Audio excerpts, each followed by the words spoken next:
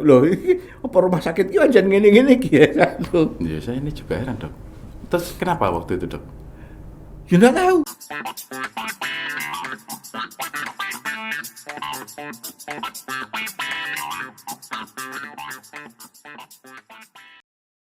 Assalamualaikum warahmatullahi wabarakatuh. Sahabat Sakinah, ketemu lagi di channel Sakinah Menyapa.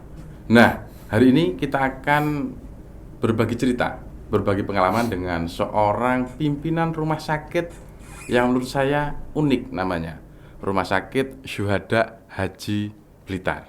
Nah, kenapa kok dinamakan Rumah Sakit Syuhada Haji dan bagaimana sih ceritanya? Kita akan sapa langsung dengan narasumber kita kali ini, Dr. Mafrur Rohim Hashim. Assalamualaikum, Dokter. Waalaikumsalam warahmatullahi wabarakatuh. Sehat nggih hari ini nggih? Alhamdulillah, pangestune. Alhamdulillah, Dok. Tapi dokter memang kan harus sehat kayaknya, Dokter. Nggak boleh sakit kayaknya. Insyaallah, semoga demikian. Oh, semoga. Tapi sakit juga. Sakit juga. Saya juga penyintas ya. Penyintas COVID juga. Iya. Sampai level apa, Pak, kemarin? Kebetulan gejala sedang lah. Sedang ya. Ringan menuju sedang. Tapi ya lumayan. Intinya tidak enak banget lah. Intinya tidak enak banget. Nggih. Artinya meskipun sekarang pandemi sudah mulai mereda lah ya, Ya. ini juga masih harus jadi kewaspadaan karena ternyata tidak enak. Itu tidak enak. Pastilah enak sehat. Ya. Oke, Dokter, sebagaimana di pembukaan tadi bahwa jenengan ini Direktur Rumah Sakit Syuhada Haji Iya. Blitar. Nah, ini kan namanya kan Unik ya? Iya, menurut saya itu Iya. gimana? Kok tidak ada husadanya begitu ya? Iya. Biasanya rumah sakit. Ya oke. Jadi gini, Rumah Sakit Syuhada Haji atau nama itu diambilkan dari korban jamaah haji yang gugur di Kolombo tahun 1974. Waktu itu Pak Menteri Agama, Pak Mukti Ali menamakan para korban itu 182 totalnya. 182 itu dinamakan sebagai syuhada haji atau pahlawan haji begitu. Nah, kebetulan dari 182 itu 111 dari Blitar. Kalau tidak salah ada juga yang dari Mojokerto. Yang jelas Lamongan, Surabaya, ada yang dari Sulawesi itu 182. Jadi waktu itu kedua pesawat terbang haji. Waktu itu sampai Pak Mukti Ali saking ngedem supaya tidak takut jamaah itu naik pesawat. Beliau mengatakan kebanyakan orang itu meninggal di atas laut. Bukan, di atas kasur. Di atas kasur. Gege. Kenapa kita mesti takut meninggal? Ya kan bagaimana tidak ngeri ya? Sudah terjadi kontroversi naik sebelumnya kapal laut menjadi pesawat itu dan ternyata 182 tidak satu pun tersisa. Tidak satu pun tersisa. Itu awal nama Syuhada Haji. Kemudian ada beberapa tokoh yang di situ yang cukup berpikiran modern. Waktu itu sebenarnya hanya mau mendirikan masjid. Khas banget kan, kalau monumen masjid itu kan. Betul. Khas banget. Gitu. NU banget. NU banget.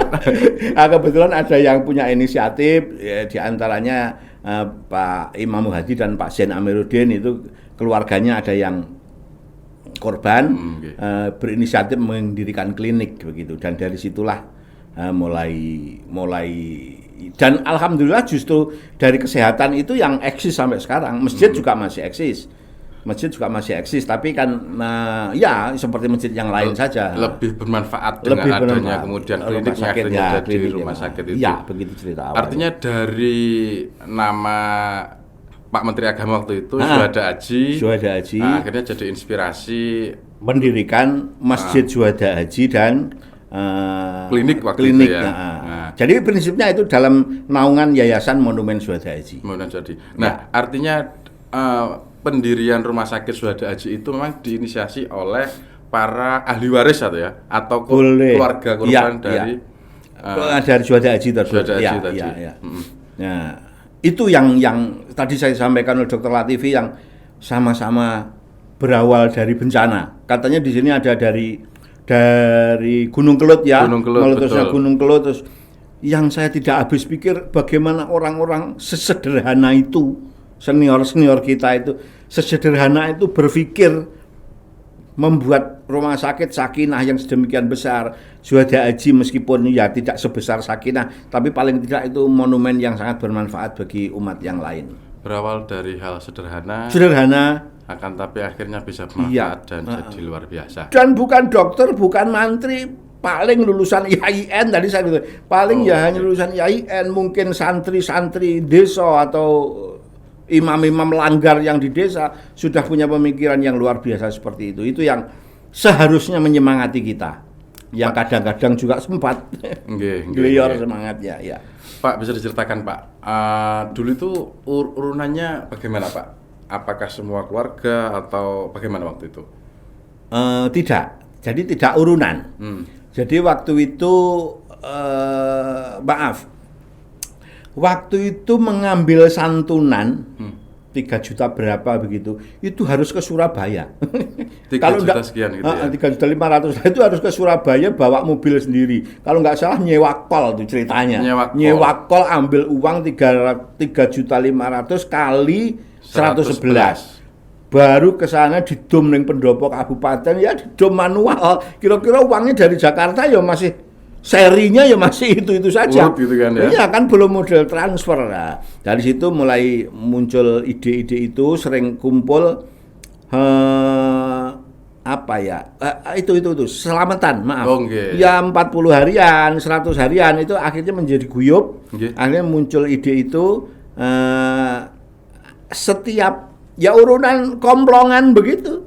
Setiap ada acara itu urunan komplongan. Kemudian konsumsinya yang gawa bungkusan dari desa-desa itu. Nah, yang paling cukup signifikan membantu ini para koordinator akhirnya mendirikan Yayasan Monumen Syuhada Haji, akhirnya mendirikan yayasan itu, terus terbentuk rumah sakit itu. Dana yang paling besar kalau tidak salah 40 juta itu dari Martin Air, jadi dari maskapainya.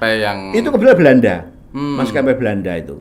Jadi kalau saya lihat di monumennya yang ada di Maskelia itu lokasinya distrik, kabupaten mungkin ya, itu ada 6 kru pesawat itu namanya nama Belanda, dan yang 2 krunya itu pramugara dan pramugari itu dari IAIN Sulawesi, yang satunya IAIN Surabaya. Oh, pramugarinya orang-orang kita. Ya, Lilik Herawati namanya kalau nggak salah itu, dari Ponorogo. Nah, itu yang ikut korban di sana. Pak, yang saya penasaran nih Pak, ambil uang 3 juta sekian kali 100 orang, ini pakai mobil. Artonya itu dimasukkan mobil semua itu. Saya kurang tahu itu juga. Karena memang ya itu ceritanya para pendiri ya. Biyen ki ngene kok duit ke Surabaya itu nyewokal 3.500.000 dibawa ke sana lah. Mungkin waktu itu kan baru 10 ribuan ya yang paling besar. Iya mungkin. Nah, saya tidak bisa bayangkan bawa uang berapa ya, 3.500.000 kali 100 itu berapa ya? 3 miliar sekian mungkin ya. Ya 300 juta lah, nggak ada. 300 juta ya? 300 juta dengan pecahan 10.000. Taruhlah 400 juta ya. Ya, 400 juta bawa kol. Kalau sekarang Pak ya, saya nggak bisa bayangkan, ini pasti patwalnya banyak gitu loh. Iya, apalagi itu haji kalau nggak salah nggak sampai 1 juta rupiahnya. Nggak sampai 1 juta ya? Nggak sampai 1 juta. Bisa dibayangkan nilai uangnya kan waktu iya, itu kan? nilai uang masih besar sekali. Itu kalau nggak salah para sesepuh itu ngomong sapi 16 piro gitu loh. Haji waktu itu tuh sapi 16. Bayangkan dengan sekarang 16 sapi kan sudah bisa untuk haji orang 2. Betul. Ya kurusnya sapi. Nah, Pak, kalau jenengan masuk sudah berapa tahun Pak di Rumah Sakit Syuhada Haji ini? 10 tahunan ya. 10 tahun. Ya. 10 tahunan. Pak, apa Pak pengalaman yang ada di sana? Ini kan menurut saya sih ini rumah sakit yang agak spesial lah ya, daripada mungkin rumah sakit yang lain di sana itu Pak. Jadi rumah sakit kan berawal dari sekitar 80-an ya, 85, sebelum 85. Itu waktu itu kan belum ada pengelolaan secara profit. Hampir total sosial. Jadi istilahnya ya bantuan-bantuan. Ada dulu bantuan dari Belanda itu bekas-bekas sih sebenarnya, tapi masih bermanfaat, alat gigi, alat ronsen dan lain sebagainya itu masih ada waktu itu. Ya memang tidak berkembang. Kalau tidak dikelola secara profit tidak berkembang karena waktu itu mengandalkan bantuan negara, bantuan presiden, Kemenak. Saya masih ingat itu call yang ambulan yang pertama kita punya itu call T itu dari Kemenak gitu, dari Kemenak. Jadi sifatnya hanya itu. Ya mungkin sekitar 90-an lah mulai dikelola profit supaya bisa beli semen dan lain sebagainya. Dulu mungkin semen pun harus ngenteni sumbangan toh. Betul, ya. Betul. Kalau sekarang Pak, berapa kamar layanan andalan lah di sana? Ya sebenarnya kita masih kesulitan untuk menentukan layanan andalan. Kita memang trauma center karena kebetulan arah masuk dari kota Kediri ke kota Blitar. Jadi trauma center itu yang relatif kami bukan andalan tapi relatif kami pegang sebagai ikon yang ada di sana. Waktu sebelum pandemi maksudnya, itu 115 tempat tidur. 115 tempat. Ya, kalau sekarang kan ya morat-marit geser untuk isolasi dan lain sebagainya. Nggak tahu itu, saya lupa itu sekarang berapa. Itu teman yang di medical record itu ngitungnya pakai angka tempat tidur berapa. Ya alhamdulillah meskipun tidak pesat karena kita jauh dari kota besar. Ini yang penting. Masyarakat kita jelas tidak berbeda dengan Mojokerto ini. Oh, kultur masyarakatnya. Kulturnya di sini kan relatif industri. Betul. Dan di sana petani. Itu pasti beda. Beda sekali. Makanya begitu saya mendengar dari Dr. Latifi demikian, saya harus menerapkan bagaimana membidik petani ini, model petani. Taruhlah BPJS. Kalau BPJS orang pabrikan pasti sudah punya. Betul. Tapi kalau orang petani mungkin baru 20% yang ber-BPJS. Soal itu. Kesadaran bahwa pentingnya asuransi kesehatan itu. Meskipun sebenarnya yang di pabrik juga belum sadar ya, kalau tidak diperiksa. Dipaksa gitu ya. Tapi akhirnya begitu sakit terasa bahwa itu sangat bermanfaat. Oke. Dokter, jenengan ini dokter, informasinya istri juga dokter. Ya. Bisa dokter. Dulu ketemu di mana, Dok? Oh, di kampus. Saya di kampus Kaligawe, Semarang. Oh, Semarang. Di istri? Sultan Agung. Oh, istri saya istimewa. Istri saya berasal dari Karimun Jawa. Karimun Jawa, wah iya. Seunik Suwada Aji mungkin.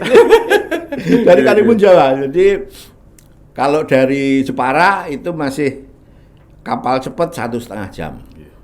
Ya. Satu kampus, satu angkatan? Ya, bukan adik kelas. Adik kelas. Ya.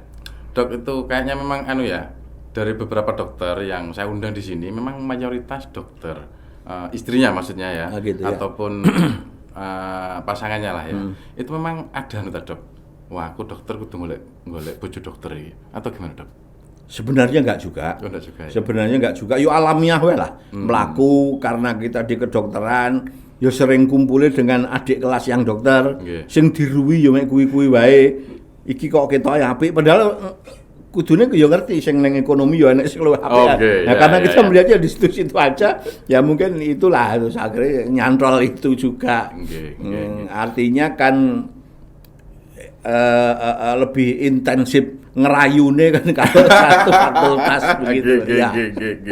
Meeting Trisno Jaran saka kulino soalnya. Nah, ini anak juga sedang kuliah di kedokteran juga. Di kedokteran di mana, Dok? Di Semarang juga. Oh, di Semarang. Di Semarang juga. Alma mater yang sama? Bukan, dari Muhammadiyah. Oh, Muhammadiyah. Nah, dari Unimus ya, Semarang itu Unimus. Dokter, ini jenengan dokter di rumah sakit pagi, istri juga dokter. Kalau pulang nanti anak mungkin lagi libur umpamanya ya. Ini juga sedang menempuh kedokteran lah ya. Kira-kira enggak blenger, Dok? ketemu dokter yang dibahas kedokteran melulu. Nah, ya kalau dibilang blenger. Bosen ya bosen. Mosok mek kuwi-kuwi tok. Tapi sebenarnya kalau saya pribadi ngomong nih kedokteran itu relatif nggak masalah. Bisa enjoy saja. Tapi lek wis ngomong nih manajemen rumah sakit. Kalau istri ngajak ngomong manajemen rumah sakit, waduh wis nggak bisa istirahat saya. Kalau kedokteran ya wis di buku-buku ada bisa untuk refreshing itu. Tapi kalau manajemen rumah sakit memang ya itu perlu waktu 26 jam. 26 jam. Ya, tapi untungnya masih ada yang kecil itu kelas 4 SD itu bisa untuk hiburan lah. Hiburan, iya. Kalau refreshing dokter itu apa biasanya kalau jenengan lah? Hobi atau untuk wah ini gue rumah sakit wis agak stres nih, banyak beban di rumah, terus untuk lepas apa biasanya, Dok? Ya itu paling kita jalan keluar saja, terus HP dimatikan, itu syaratnya ya, HP WA dimatikan itu harus itu. Ya keluar deket-deket saja, mungkin kalau dari Blitar ya Kediri Tulungagung, kalau di Blitar lokalan nanti teman-teman itu mungkin bisa hadir ke Blitar, tak ajak ke Kampung Coklat itu. Saya promosi ini. Kampung Coklat. Ada blimbing, nah itu monggo silakan itu. Ya paling begitu saja kalau cuman memang kalau manajemen luar biasa. Luar biasa itu harus 26 jam kita. Bisa dibuka sedikit, Dok. Stresnya kok sampai ada 26 jam. Tanya dokter Latifi. Ya. Iya, karena orang sakit 24 jam. Masalahnya tidak hanya sakit saja, tapi masalahnya administrasinya, terus status ke BPJS-nya, apalagi kemarin itu sempat di stop, kalau nggak salah PBI ya, sempat di stop BPJS itu telepon selalu berdering. Untuk yang PBI pripun ini dokter, PBI-nya PBI apa, PBI pusat dan lain sebagainya. Yang itu butuh pemecahan. Sebenarnya iya, cuman masalahnya kita berbentur kepada tembok BPJS itu. Artinya BPJS ini memang hal yang itulah aturannya. Maaf teman-teman yang di BPJS sudah tidak seni lagi seperti kita ngerawat pasien. Kalau pasien itu kan seni ya, ada seni, tapi itu harus ikut aturan main BPJS. Nggak bisa improvisasi. Nah, dokter, saya kemarin dapat kabar bahwa sebenarnya tahun kemarin ya 2020 ini sempat mau nyalon wali kota. Gimana ceritanya, dokter? Kok ya krungu ngono lho yang di Mojokerto. Itu saya banyak soalnya. Itu versi wartawan. Versi wartawan. Okay, Kebetulan saya termasuk orang yang heboh dan dekat dengan teman-teman wartawan. Iya, kalau wartawan banyak akses, tapi partai kan saya tidak punya akses. Saat ada yang mewawancara, ya oke lah, monggo silakan gitu saja. Silakan ya saya tanggapi saja, tapi rasanya mustahil. Rasanya mustahil tidak punya jalur ke sana. Ya. Tapi sempat enggak dengan pasca rame-rame itu terus ada 1-2 partai yang kemudian melamar gitu? Atau berkomunikasi lah? Bukan partai, personil ya. Personil itu beberapa ada. Meskipun juga personil partai ya, bukan partai resmi gitu, bukan. Tapi ya kita anggap guyon baik. Ya kebetulan karena memang saya yang paling heboh di sana, saya sering kebetulan saya di ID, kebetulan saya di ID dan momentum muncul toh di ID itu momentum pandemi itu momentum muncul, saya sering bersuara di radio itu, jadi menjadi ditoleh saya, padahal fokus saya di masalah pandemi, teman-teman wartawan itu. Nggih. Tapi memang niat Pak untuk kemudian lebih bermanfaat jadi wali kota. Lah kota SMS ya bisa sampean. Tak WA anak Sapri wae. Boleh. Tapi saat itu heboh juga nggak di keluarga namanya? Kalau keluarga tidak. Kalau keluarga tidak pasti tidak gitu. Tapi akhirnya menjadi teman-teman pada bertanya-tanya ya. Lu tak omong yo ngono wae. Tapi dia tahu bahwa saya tidak punya akses ke partai, kan harus partai itu. Betul. Ya. Dokter, selama jadi dokter, terutama di Rumah Sakit Syuhada Haji, ada enggak pengalaman yang kemudian mengesankan yang tidak bisa terlupakan lah kira-kira sampai hari ini? Ya banyak sih sebenarnya. Pertama, yang paling mengesankan buat saya, kembali lagi ke masalah manajemen itu tidak mudah.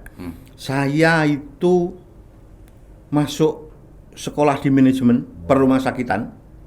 Kebetulan saya bersama dengan Dr. Magda, Emma itu. Okay. Itu sampai 1 semester itu masuk toko buku, itu tidak tahu saya harus mengambil buku apa. Mau nyari buku apa itu bingung. Beda kan saat saya di kedokteran, iki apik gitu. Tapi saat manajemen itu ya nunggu perintah dosen. Belilah buku ini, tunjukkan begini. Jadi dan mungkin ada 1 tahun saya tidak risih dengan kotoran yang ada di rumah sakit. enek apa spray ini itu saya tidak risih. Ya cuek saja lah sebagai dokter gitu. Tapi setelah masuk ya kira-kira 1 tahun baru kotor. Oh ini kotor harus dibersihkan. Itu baru itu yang beda banget. Beda banget itu artinya yang memang harus merubah mindset berpikir ya.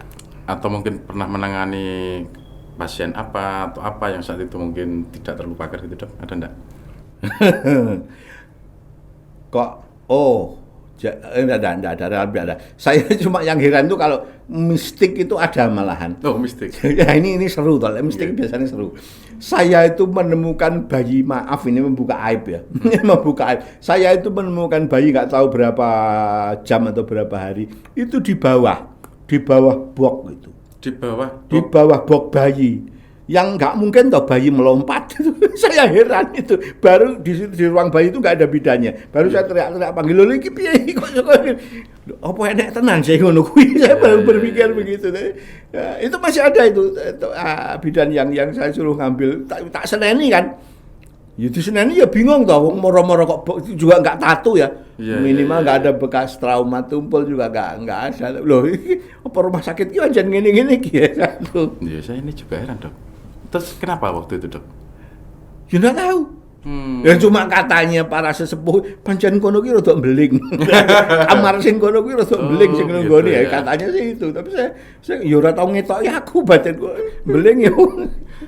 Tapi bayinya waktu itu selamat ya walaupun di bawah box ya? Nggak apa-apa ya? Nggak apa-apa, pasti jatuh. Ya box bayi lah itu ada 80 meter. Jatuh kan mesti memar ya kalau kepala ya, dulu. Betul. Harusnya kepala dulu karena yang berat kepala ya. Okay. Kepala dulu harus memar tapi tidak kelihatan.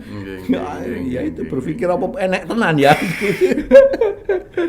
Ya. Nah, dokter tadi kan sudah jalan-jalan nih ke rumah sakit Sakinah. Ya. Nah, gimana kesan-kesannya? Luar biasa. Artinya bahwa perlu berbangga juga warga Nahdien punya rumah sakit yang seperti ini.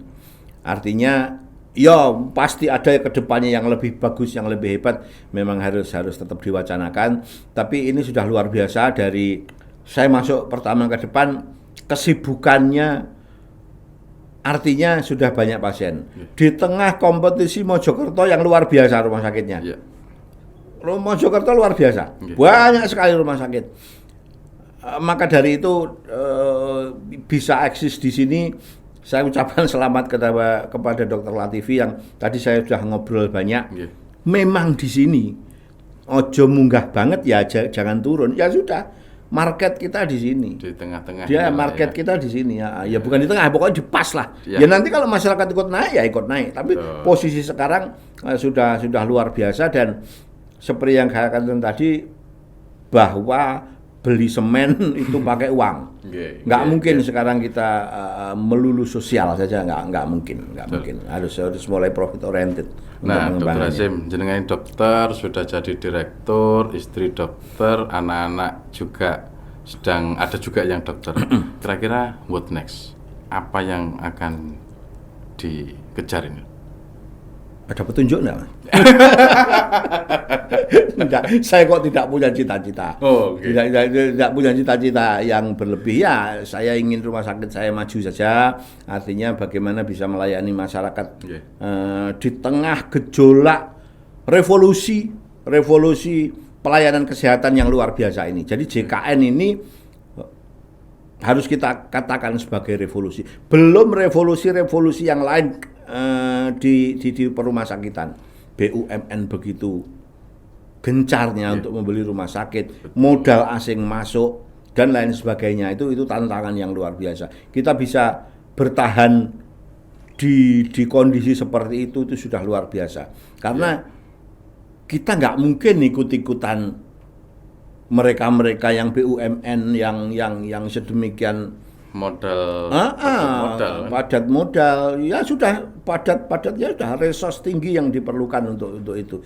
Tapi saya yakin kita ikuti irama masyarakat, irama umat ini kita ikuti seperti Dr. Latifi tadi katakan. Ya sudah, neng kene wae posisi kita.